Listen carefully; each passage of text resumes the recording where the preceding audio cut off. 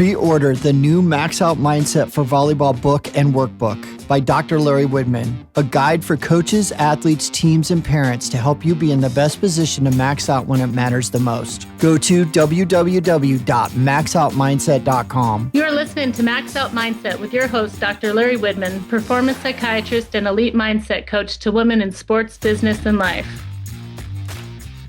All right, welcome to the Max Out Mindset podcast. This is your host, Dr. Larry Widman, sometimes known as Doc in the mindset world.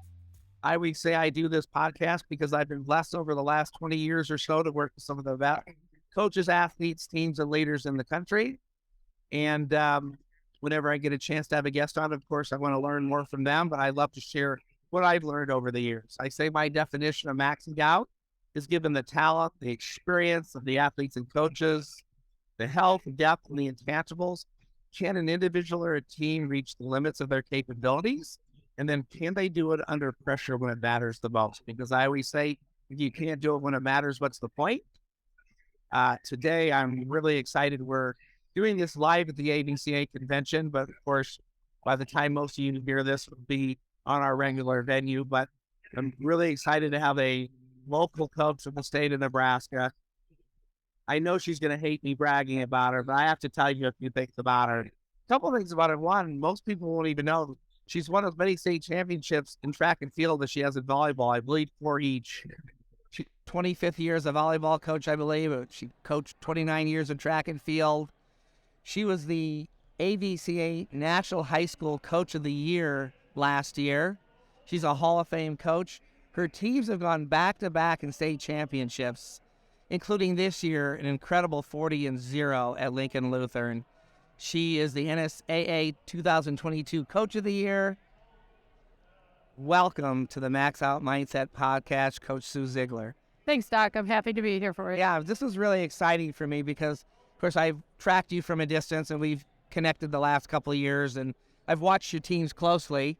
And one of the fun things we're going to talk about is how hard it is to go to back-to-back at any level of any sport. But you heard my definition of maxing out. Right. Can you put into words a little bit about what your definition of maxing out is? You know, when you have girls that are willing to have that commitment to your program and you know that they have those capabilities because they've got a lot of talent, it's just being able to put everything together, and that includes their physical training, their mental training, having fun when they're, trying to work towards a state championship. And I've had a lot of fun myself along the way, and I think that, that's a big part of it, is to never forget their kids. And, they've got things that could happen, off the court, but when we're on the court, we just try to play together as best as we can as a team. Yeah. Now, a lot of people that'll be listening to this next month will know who you are. But for some who don't, could you just share with us a little bit of your background? Sure. How did you, up to the time you became a coach, did you play? Yeah. And how did you find your way to coaching? Okay. Well, I'm from Minnesota, and they didn't even have volleyball until my junior year of high school. I was on track and field earlier, like in 8th grade, I did play on the varsity. So I started out with track and field, picked up some basketball, then started on the volleyball.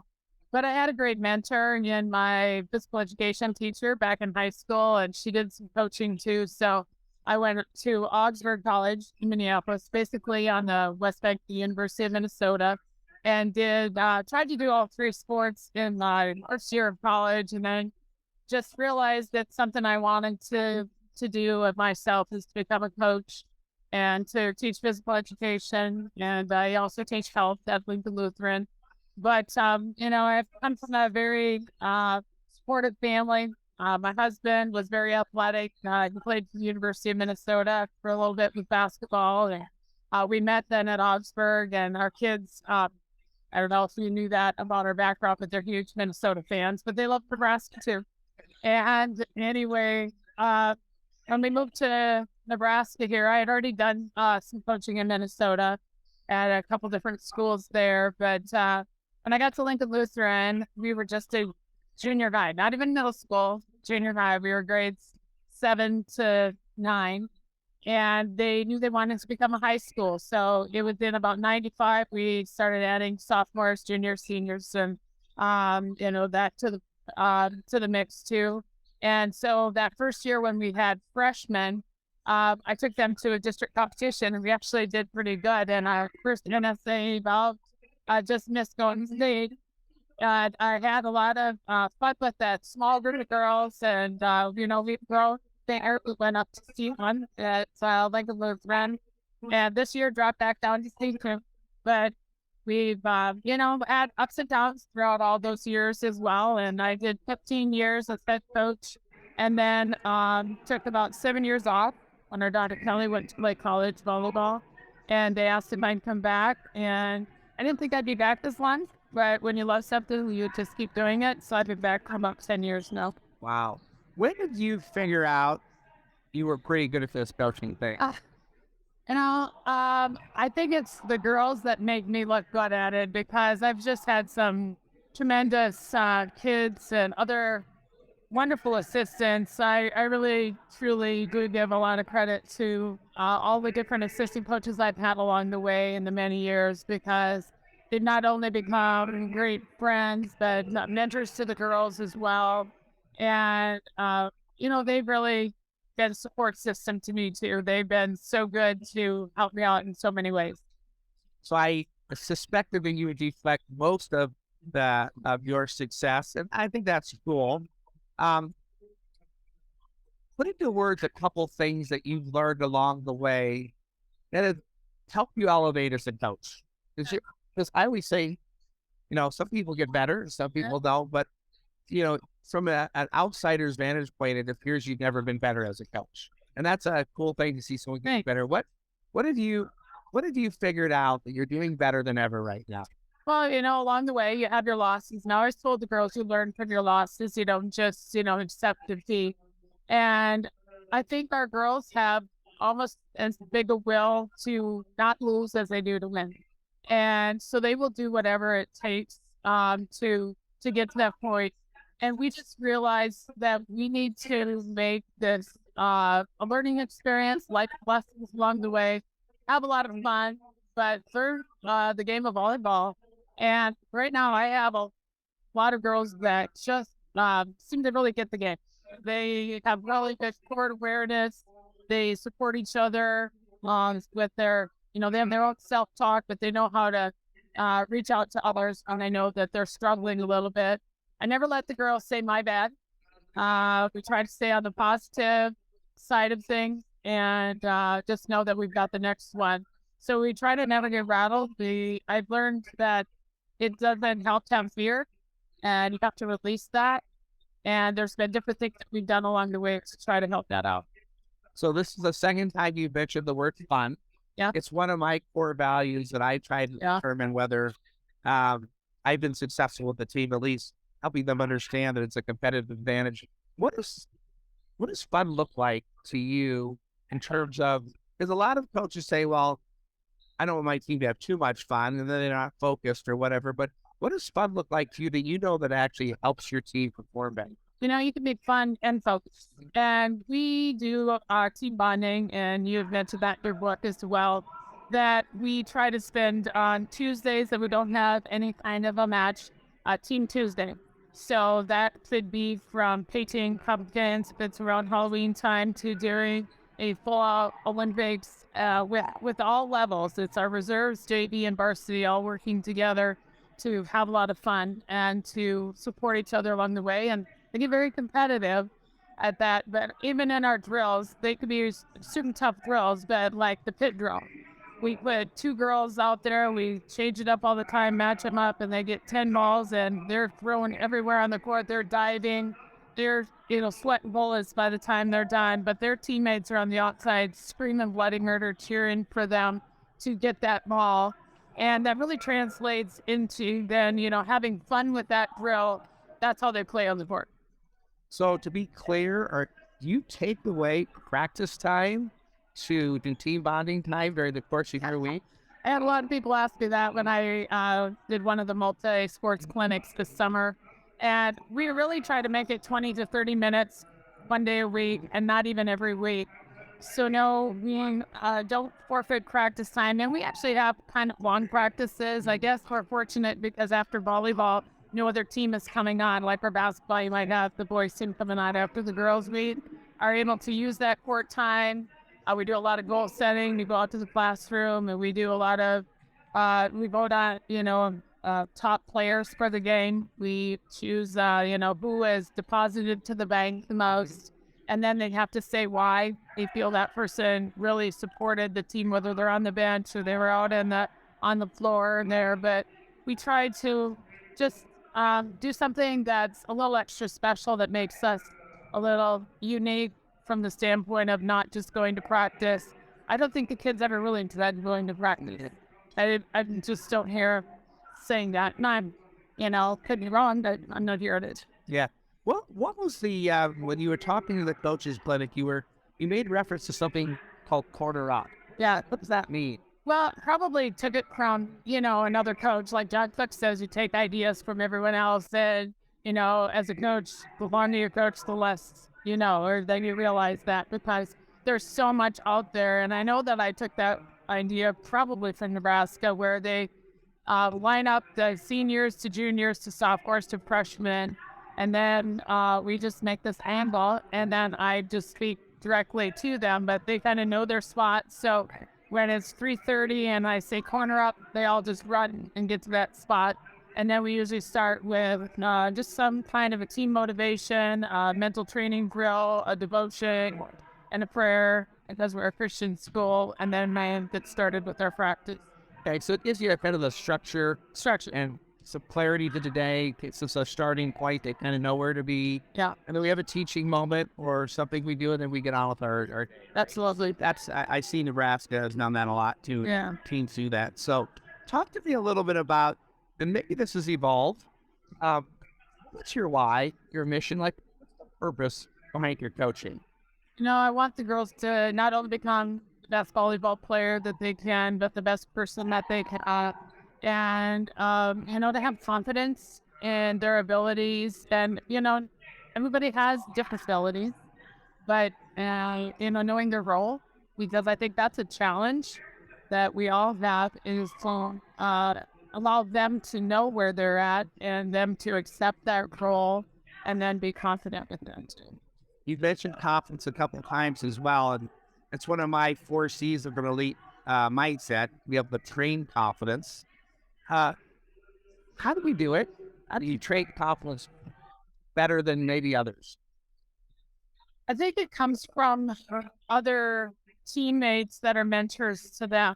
I brought that up with Abby Waffle when she made Super State, is that she's so confident on the court that it just exudes out to the others. And Carrie Leinbach, our libero, with her high level of training, she brings that confidence on the court that, it's like an intangible too, that some kids just have it and some have to, work at it a little bit more. But I think if it comes from within their teammates, they probably feel that the most. Yeah. So you're talking about modeling behavior. Right. From some of our team leaders. And of course, you had Jordan Larson speak with your team this year. And Jordan on a podcast about talked about the importance of modeling behaviors before the Olympics. So she's a 3-time Olympian, 8 of the 12 were brand new. And she said, if I'm freaking out or if I'm not composed in big moments, all eyes will be on me. Right. She talked about the importance of modeling that confidence and composure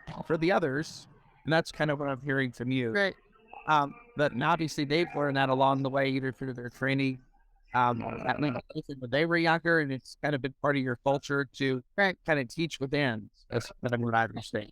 Maybe Abby or Jordan, still has the butterflies. I mean, when you have the big moments, it's just that excitability, but they're able to contain it and then put it into, being a good volleyball player on the court. So again, what you're talking about is awareness. Yep. I have my butterflies, but I got a strategy to do it.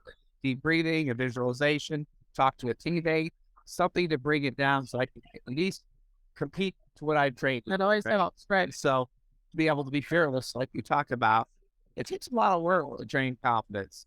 So let's talk about just recent times. Your prior team to this year's team that just finished won a state championship. And I understand that you lost the vast majority of that team to this. Right. Talk to me about the challenges of winning a state championship and trying to start over again, and how hard it is to go back to back, but then the challenges of losing a lot of your starters. What were the challenges of this year's team that ended up going 40-0 and, made history? After we lost the 7 seniors, and a lot of them played quite a bit of the time, we went into our summer training and camps not looking like how we did at the end of the season, for sure. We knew we had a lot of work, but we did have a lot of girls kind of waiting in the wings, not being able to be on the court, which is a challenge, to take that role where they could maybe be starting on some other, teams that we competed against. But they just started playing together as a team so well from the very beginning of the season. When we played Brett out at the state fair, they thought I was crazy for putting that on the schedule. But again, I like challenges. It's where we're at the end, not where we're at the beginning. But after kind of losing pretty badly that first set against them, they sure stepped it up, gained some confidence in set 2, and then carried that into set 3, starting behind Burton in the state championship. They really didn't lose that confidence or composure. As a coach, it helped me. I felt really confident with this group that they could always come through, because they had shown me time and time again that, we got this, coach.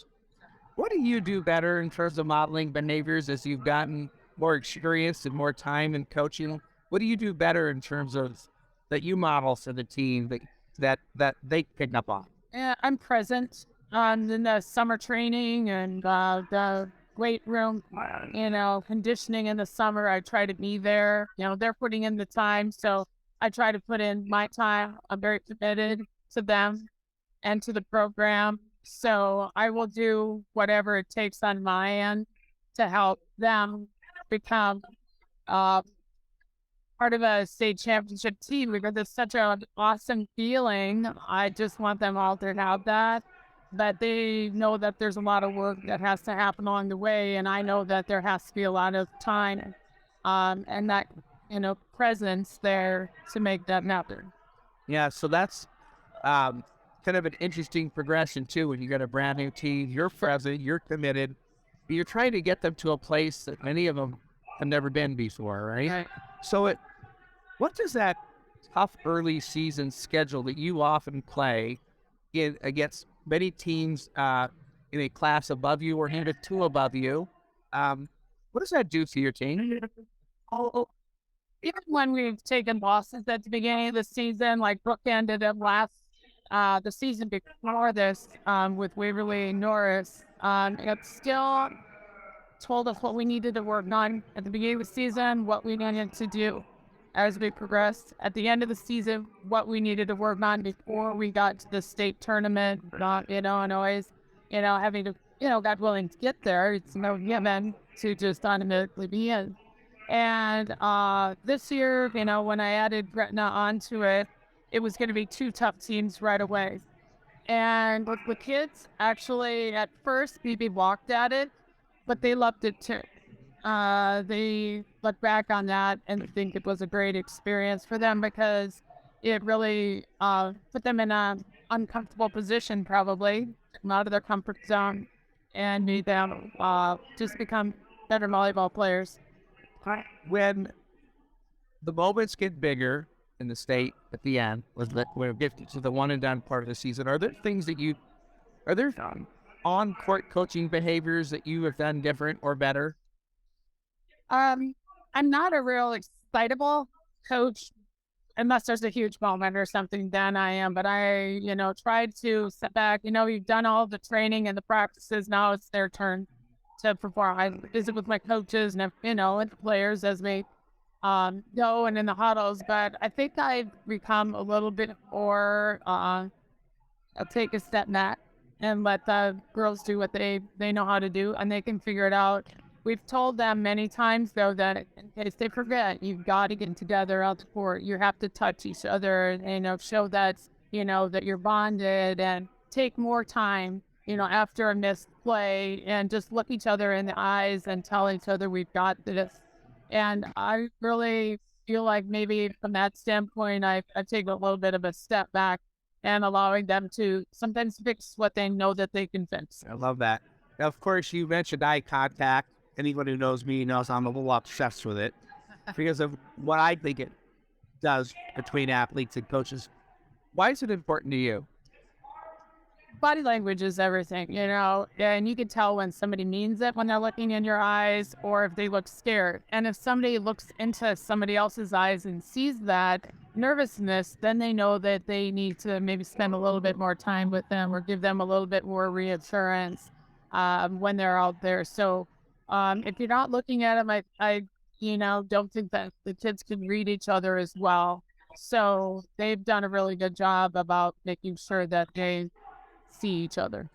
How have your athletes learned to know what each other needs? Like you said that if somebody's a little more nervous and they know to go into action, so that means I have something to do for my teaming. How do they know what each other needs? I think they know each other so well off the court too. We're a smaller school. They do a lot of sports together. They're a lot of multi-sports athletes, and they actually know more than we do during the day what maybe has happened, and if they need a little bit extra love and support. But they've just done a remarkable job of that. Wow. So we've been talking a lot about success. Was there a challenge, though, even though you played that tough schedule, for this team to be able to press the expectations of going back to back? And if so, how did they overcome that?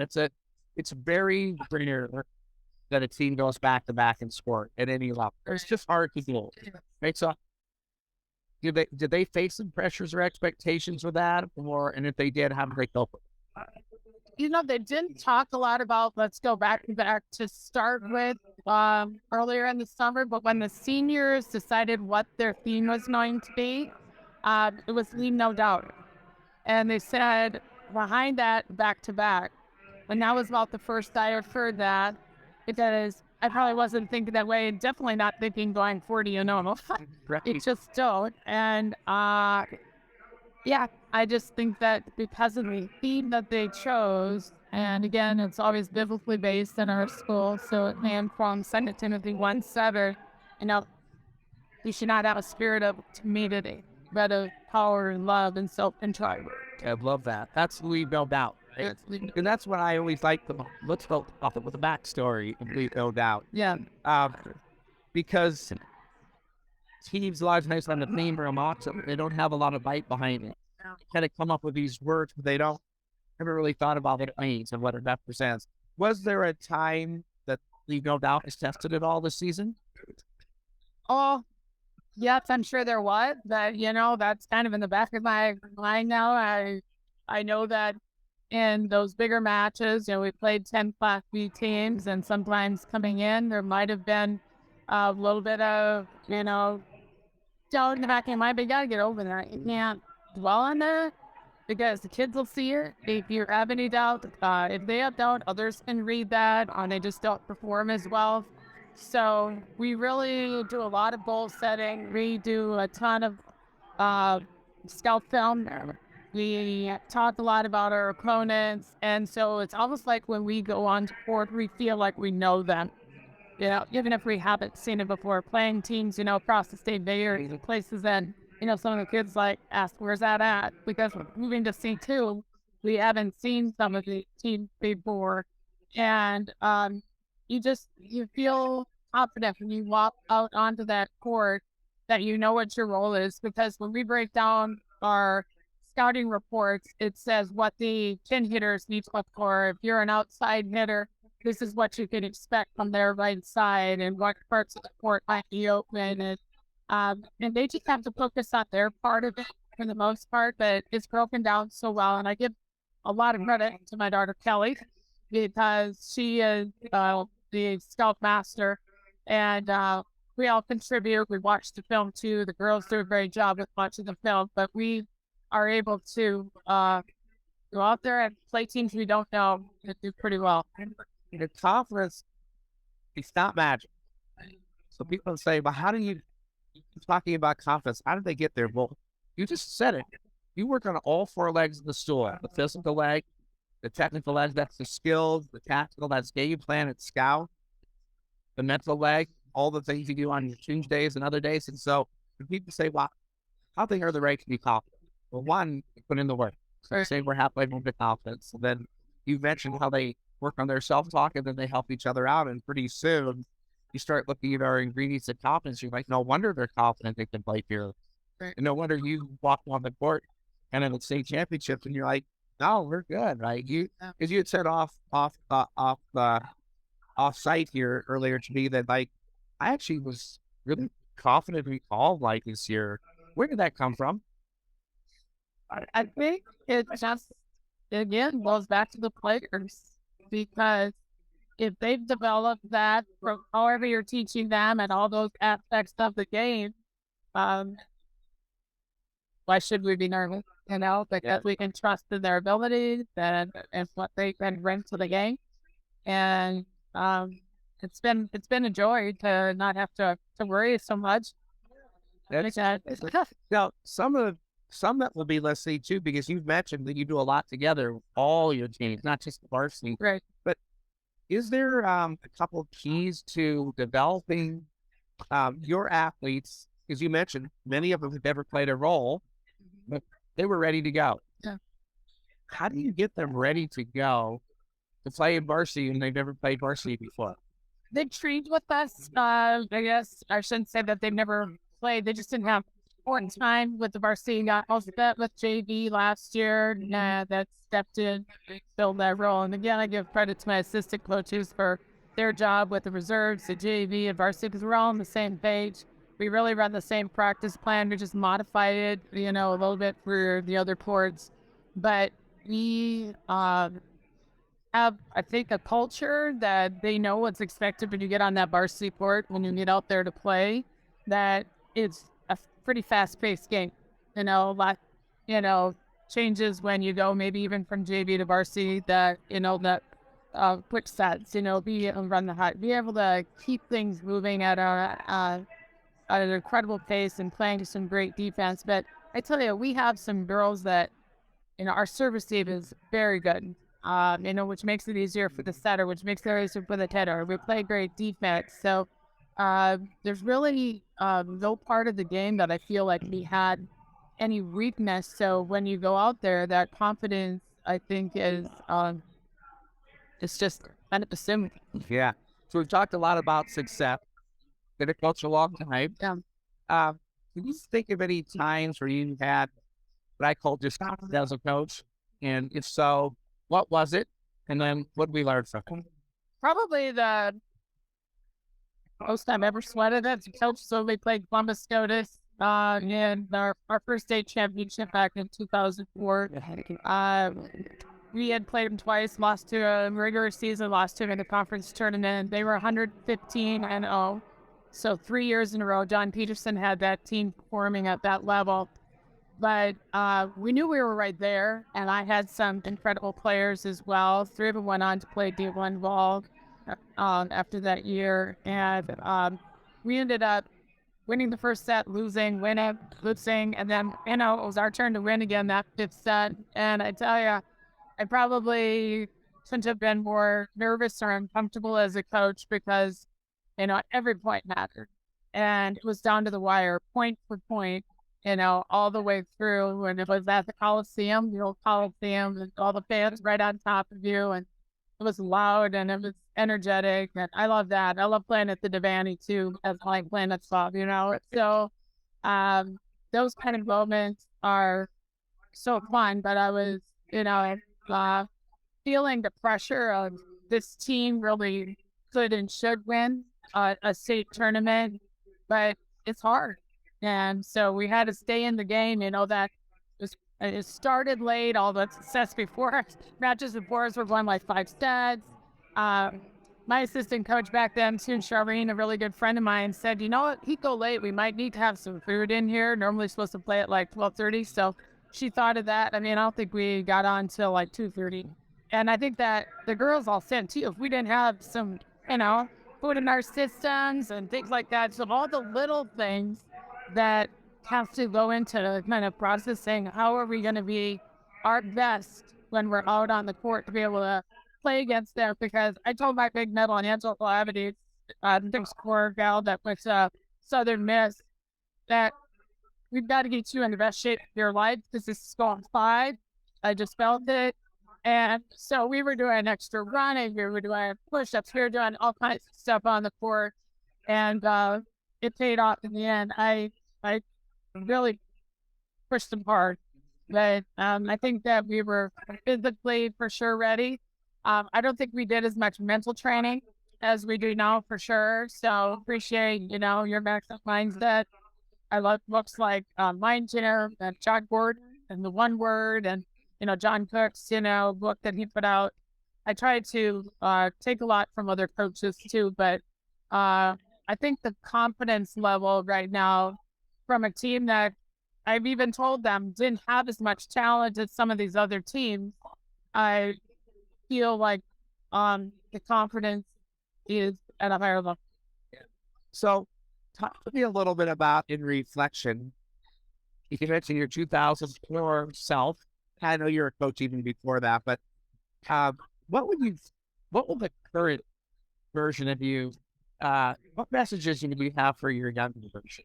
What have you learned? Probably to relax, take the deep breaths, to enjoy, those big moments, soak it all in. I think I was probably, turn around and I got up afterwards and I didn't know what to do. And it was, just to sit back and just take it in the moment. It was something I'll always remember. But I think we just did more stuff with social media, the fun stuff afterwards, and that stuck together and as a team here this year, and just hung out together for a long time afterwards, and with the families. I think maybe that would have been something to maybe have done more too, is to just relish that moment, not to just leave the stadium and kind of be done with that, but to go hang out, celebrate the season with the families and everything. We've done that the last, 3 championships. You mentioned that when you came back to coaching, you didn't think you'd be in it this long. No. What's kept you in it so long the second time around? A friend of mine, Stacy, I mentioned Stacy, she was one of my assistants when her daughter Hope, who was National Setter of the Year in the NAIA, did so well with Midland, was in 6th grade, and the coach that was at school, former player of mine, Jenny Dusman Olsen, decided that she was going to be done after about 6-7 years of that. Stacy asked me to come back, be Hope's coach, and there were some senior girls that I was pretty close to that also, it said that would be really cool if you would do that. So I did. It was just missed going to state that year by 3 points, and it's just that I think it was Syracuse, but I thought, okay, I could do this for maybe 6 years. And then we had quite a bit of success since 2017, because I know on your sheet here it says, when did you have some of your worst years? There was a year, in 2014, I think we only had 6 wins. Okay, so then by 2017, we had gotten to state and got 3rd place. Then we ended up 2nd, 1st, and then 4th, and then one of the last 2. So just being part of, a team, helping them, just being a small part of, what they're capable of doing, has been a lot of fun. Nothing like the state volleyball tournament in Nebraska.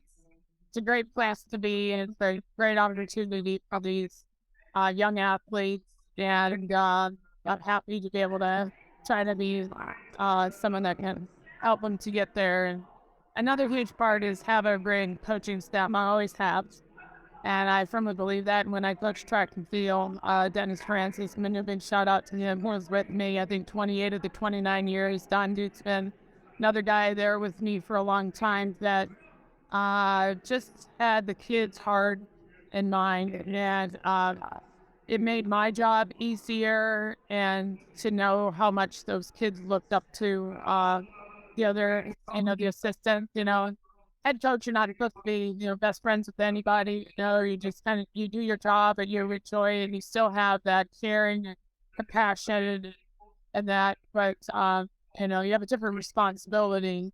So, it's just good to have a great staff, and I just can't say enough about my staff at Lincoln, and I always tell them I've got the best staff, in the country.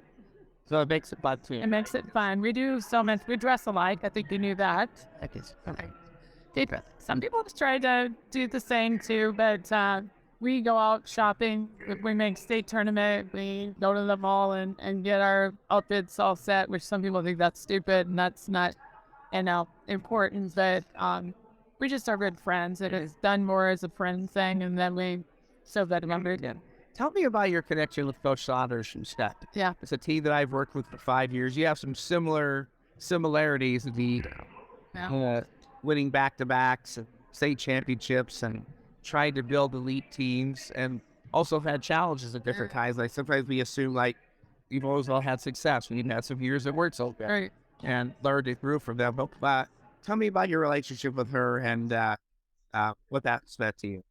She's a great friend. Yes, volleyball has been the commonality, but we have, a lot of laughs outside of that too. But today we've hung out together. National tournament last year, went down in Columbus. We got to do that, and I went to her clinics. And I think part of it has come too from being on the committee together with the all-star team. You just have to converse as coaches, and anytime you can see each other and chat. And, we both supported our athletes over at UNO, went there, ran into each other, and, have an opportunity to mingle and visit. She's gotten to know, like, my family, Kelly and Mike, and I've gotten to know her dogs.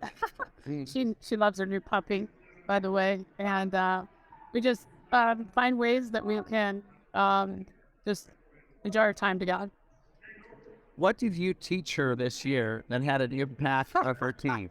I never thought I could teach Renee Saunders anything because she knows so much. However, I presented, as I mentioned earlier, at the coaches clinic, and one was on team building, and we've done like 13 different things that I included in there for other coaches to find out more about our program, because I love sharing that. And then also I did one on pre-practice training drills. And Renee sat right, by where I was presenting. She goes, "So probably never going to use any of those." And I'm like, "That's okay," because she goes, "Maybe I'm just not as fun," even though they can have fun in their practices. She said, she gave me a call a little bit later in the season. She goes, "Hey, tell me about one of those team bonding things. Tell me about that Olympics one that you did." And they just ran with it. They did a whole practice on it where we normally do 20 minutes to 30 minutes. And she said, "So I don't know if this is working. They're so competitive. I think they're going to kill each other." And I said, "That happens. You have a team that wants to win. Doesn't matter if you're playing games, if you're doing piggies versus bunnies, or if you're doing that Olympic game, they will go after it." And she said her girls said that was so fun. They want to do it again. And she took the whole practice, and she had medals, and they had, the stand where they put to the award ceremonies. And so I laughed. I said, "Now I got to take back some of that from you because you took it to another level." But those are the types of things as coaches we can share with each other, because our girls love it. Their girls loved it. I had a lot of coaches come up and talk to me about it at the clinic, and how we go about some of that. So yeah, it was good. So, in terms of advice to young coaches, is there a common theme or two that you like to share with young coaches? Like if they said, like, "Give me some advice," or to try to be a better coach, or to be the best version of myself. Do you have any advice for young coaches on how to be a great young coach? Just not to have too many expectations right away. Learn from others. Take whatever anybody will give you. Don't just try to do it all yourself. And build your program, from the bottom up. Just make all the core values and incorporate everything, those core ingredients, so that you have on your elite mindset, to be able to put that into your program and tweak things along the way. but don't get burned out from trying too hard to be, at a level where maybe your talent level isn't quite, where it needs to be, but you work on that. You got more skills and drills and train and get those kids to be the best version of themselves that they can be. And they appreciate that. As long as they see that you're committed to them and like being present, putting that time in, that is what they need to start with. And time, sometimes it just takes time. I've been doing this for a long time. While my favorite coaches are the coaches that evolve and adapt and grow, the ones who continue to get better, whatever age they are, whether they're 30s, 40s, 50s, 60s, that they're actually, when our career is over, we're actually the best version of ourselves. And we all know those coaches that continue to get better, and we've seen coaches that kind of deteriorate in performance over time, and not just wins and losses, but just the way they connect and relate to their players. So one of the reasons I wanted to talk to you is because like I said, I love watching people who are actually a better version of themselves now, even if they were highly successful 10 years ago. And that's clearly the case with you. So I've been asking you a ton of questions. Is there anything else that you want to share at all? Boy, I don't think I have anything else. I think that you've done a great job of putting together, this podcast. And I just hope that other people that are out there can learn a little bit from it, take some ideas away from it, and that would be, something that made me happy. That's awesome. I really appreciate your time today. Did our first live podcast at the ABCA, and this will be obviously out for others here fairly soon. So thank you for being on the Max Out Mindset. Thank you very much. My pleasure.